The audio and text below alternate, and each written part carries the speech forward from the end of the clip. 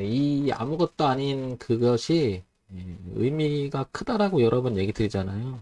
이거 어차피 가격을 갖고 주식을 사고 파는 거니까. 예를 들면 오늘 오르는 종목들 한번 볼게요. 이 어려운 장에서 3일이라는 종목을 한번 보게 되면 음, 이런 것도 그냥 보지 말고요. 이 흐름이 이렇게 올라가는 가운데 이렇게.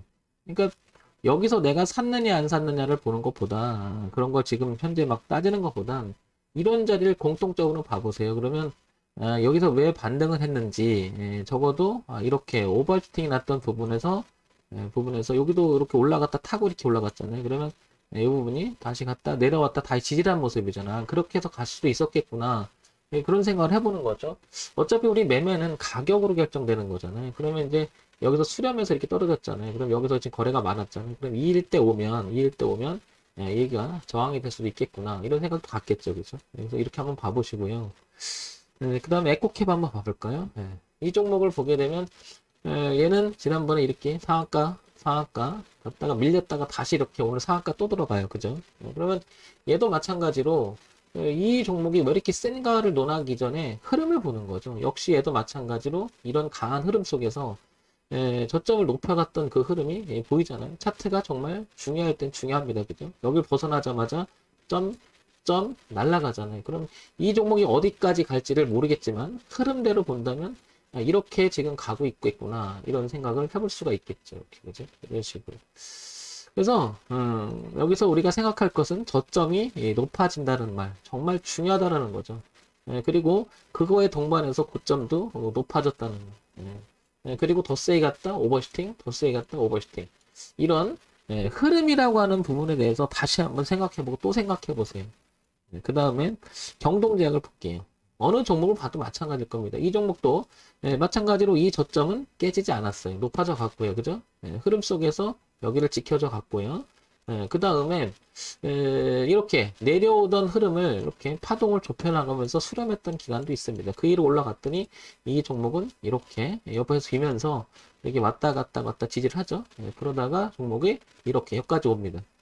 그러면서 이게 거래가 동반이 됩니다. 이 얘기는 올라가겠다는 의지가 굉장히 강하다 이렇게 판단이 될 수가 있고 이렇게 또 해석이 될 수가 있겠죠. 어떻게 왔다 갔다 한 부분이 여기가 정말 중요하겠구나 이런 생각이 들잖아요. 그렇죠? 그러면 얘는 여기만 벗어나지 않는다면 이렇게 파동을 치면서 올라갈 수 있겠구나. 그리고 이렇게 흐름 속에서 여기 거래가 많았잖아요. 그럼 여기쯤에 오면 여기 매물이 있겠구나. 그럼 여기서 오면 한 번은 걸릴 확률이 되게 높겠구나. 뭐 이런 생각을 해볼 수 있잖아요. 끊임없이 이 정동제약이라는 내재적 가치를 보는 것은 그렇게 어렵지 않을 거예요. 분석하고 그러는 거. 그렇지만 내가 실질적으로 매매를 할 때는 사고 팔 때 어디서 어느 가격에서 그리고 잘못됐을 때 대응 기준 이런 것들도 한번 같이 병행해서 보신다면 차트 분석은 정말 의미가 있다. 이렇게 보여지고요. GSE 한번 볼까요? 얘도 오르는 놈이 더 오르는 거죠. 예, 이렇게 오르던 놈이 얘도 마찬가지로 지금 오버히팅이 극명하게 났음을 알 수가 있죠. 이렇게 그죠? 이렇게 여기서 올라갔다가 눌림을 주고 걸렸었잖아요. 한번 눌림을 주고 다시 재차 올라갔다가 눌림을 주고 그죠? 그리고 다시 또 급등을 합니다.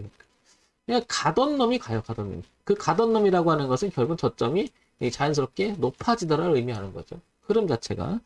그 다음에 센터를 모태가 볼까요? 얘도 보게 되면 이 흐름을 이탈하진 않았어요. 그죠? 걸쳐 있었죠, 이렇게. 그리고 내려오다가 바꿔놓은 지점을 보게 되면 이렇게 눌림을 주고 그 다음 다시 튀어 올라갑니다. 그죠? 이런 부분들이 끊임없을 것이라는 거죠. 그리고 여기는 거래가 많았잖아요. 그러니까 여기서부터 한번 걸릴 수는 있겠죠. 가지고 있는 사람이 예를 들어 뭐 분할 청산해도 좋고 기대도 좋고 그죠? 왜냐면 이기고 있으니까. 또 하나 대그림에서 올라간다면 여기 또 한번 저항이 있다라는 거. 여기 매물 저항 그 다음에 고점이 낮아지는 추세 트렌드 저항이 하나 있다는 거. 뭐 이런 거 체크해 볼 수가 있겠죠. 그 다음에 3부 토건 볼까요? 얘는 내리는 가운데서 반등을 한 거죠. 소위 말해서 얘는 여전히 이제 얘 고점이 낮아지고 내렸잖아요. 이렇게. 근데 이렇게 보게 되면 이 추세에서 걸린 거예요. 그죠? 이렇게 이 추세에서. 그죠? 그렇다는 얘기는 반등할 만한 자리에서 반등한 거지만 이거는 반대로 여기가 저항이 되게 강하죠. 적어도 지지였던 자리가 저항이 될 수가 있다라는 거. 올라가더라도 또 저항이 있으니까 여기 이중 지지가 있는, 이중 저항이 있는 거, 저항. 그러니까 이거는 소위 말해서 기술적으로 반등했고 이걸 제껴놓지 못했어요. 그죠? 그러니까 오늘 많이 올라갔다 하더라도 어느 위치에서 어떻게 올라갔는지를 파악하는 건 중요하다. 예. SM, CNC 볼게요. 자, 얘를 보게 되면 이 종목은 이렇게 흘러가다 강하게 이렇게 쫙 튀죠. 그래서 이 자리가 의미가 있다는 걸 알 수가 있을 것 같고요. 그죠? 더구나 이렇게 오버씩 나가는 구간에서도 저항을 받다가 저항을 받다가 저항을 받다가 저항을 받다가 올라갔다 지지를 받아서 다시 그 자리를 지지대 뜁니다. 그러니까 이런 자리가 의미가 있는 자리죠. 이렇게도 지지가 되고 이렇게도 저항 자리가 지지를 바뀐 거니까 굉장히 의미가 있죠. 어느 자리에서 튀는지 제가 그래서 의미 있는 자리에서 지지라는 말을 굉장히 많이 쓰죠. 이런 걸 두고 하는 말일지도 모르겠다. 이렇게 생각해 보고요. 그 다음에 갤럭시아 모니터링 한번 볼게요. 자, 얘를 보게 되면 얘는 이렇게 지지와 저항이 이렇게 형성된 자리, 그죠? 이렇게 과거에 저항을 받았고 저항을 받았고 저항을 받은 자리가 이렇게 살짝 빗나가다가 저항을 받았었죠. 다시 지지로 바뀌고 지지로 바뀌고 지지로 바뀌고 다시 보다 지지로 바뀌고 지지로 바뀌고 여기를 안 깼어요, 그죠? 그러면서 지금 윗꼬리는 이 트렌드에 걸렸어요, 이렇게, 그죠? 이렇게 왜 걸렸냐고 물으면 이게 아닐까 이런 생각을 해보고요. 그 다음에 저점이 이렇게 올라오는 가운데 이 추세선까지도 여기를 깨지 않았다는 거죠. 가만히 보면 반등 자리가 의미 있다라는 거죠. 의미가 없는 자리보다는. 그러니까 그런 자리에서 얘가 지지받고 올라가는지를 잘 살펴보라는 거죠. 그 다음에 원풍 볼게요. 자, 원풍을 보게 되면 원풍 얘가 이렇게 내려왔어요. 그죠? 내려왔는데 저 위에서 올라오는 이렇게 올라오던 자리고요. 그러니까 이 흐름에 대한 저항이 지지로 바뀌어 있는 상태였는데 막 올라갔다가 여기가 지지하장이 하나 있었죠. 이렇게, 그죠? 거기서 살짝 걸치고 놀다가 쭉 빠집니다. 이렇게 올라갔죠.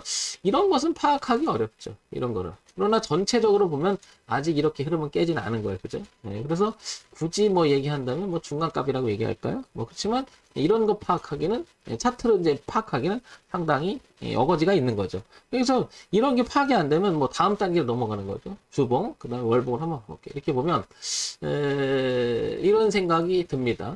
월봉을 보게 되면 이 트렌드 자체는 안 깨려고 하는 성질이 굉장히 강했다. 이렇게 판단되고 여기서 작년 여기서부터 넘어갔던 중순 이후로 그죠? 하순으로 넘어가면서 이 흐름은 깨지 않으려고 한 자리다. 이번에도 만약에 이번에 내려온 자리가 깨지 않았다. 뭐 그런 정도는 해석이 되죠. 그러니까 일봉에서 안 보인 게 주봉으로 가고 주봉이 월봉으로 가면 전체적으로 보면 어떤 결국에는 저점이 꾸준히 높아지더라. 고점이 낮아지다가 다시 저점이 높아지는 지점. 고점이 낮아지다가 다시 저점이 높아지고 고점이 높아지는 지점. 고점이 낮아지다가 바꾸는 지점. 바꾸는 지점. 항상 이런 자리가 어떤 종목에서 저런 모습이 잘 나오면 뭐 어떻게 볼까? 그 종목의 끼라고 그럴까요? 그런 끼를 잘 부린다. 이렇게 표현할 만큼 파동의 모양을 일정하게 갖는 것들은 제가 생각하기에는 그 종목에 주인들이 있지 않았을까 이런 생각도 해보는 거죠. 그러니까 잘 맞아 들어가는 게 때만 되면 저런 자리에서 수익을 주는 그런 구조도 되게 많다라는 거죠. 자, 오신 시스템 한번 볼까요?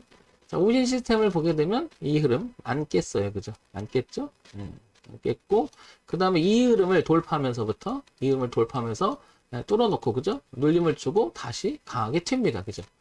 이 흐름은 전체적으로는 이렇게 갔던 거예요. 그죠? 이렇게 그죠?